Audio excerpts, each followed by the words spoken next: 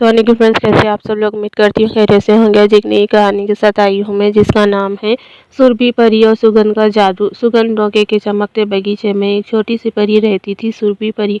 उसके पंख किसी फूल की पंखुड़ियों जैसे नर्म और सुगंध से भरे हुए थे। जब वे उड़ती तो हवा में रंग बिरंगी महक फैल जाती, कहीं गुलाब की, कहीं चमेली की, तो कहीं रातरानी की मीठी खुशबू। लेकिन सुगंध लोक में अचानक एक दिन हलचल मच गई।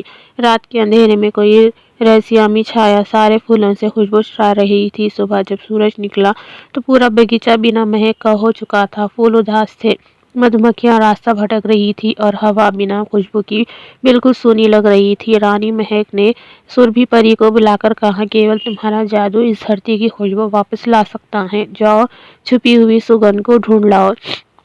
सुरभि परी ने अपनी चमकीली छड़ी उठाई और आसमान में उड़ान भरी। उसने सुगंध की एक फीकी सी लकीर को देखा, जो उसे काले बादलों से ढके एक गुफा की ओर ले जा रही थी। गुफा के अंदर उसका सामना हुआ धुआंधार से।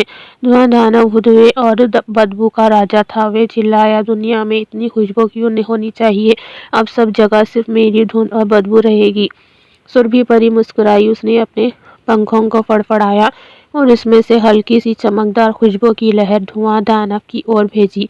पहली लहर गुलाब जैसी नर्म, दूसरी केतली जैसी गहरी, तीसरी मोगरे जैसी मीठी। धुआंधार चौंक गया। उसका काला धुआं धीरे धीरे हल्का होने लगा। उसकी आंखें नम पड़ गई। ओह, इतने वर्षों में उसने कभी इतनी प्यारी खुशबू महसूस ही नहीं की थी।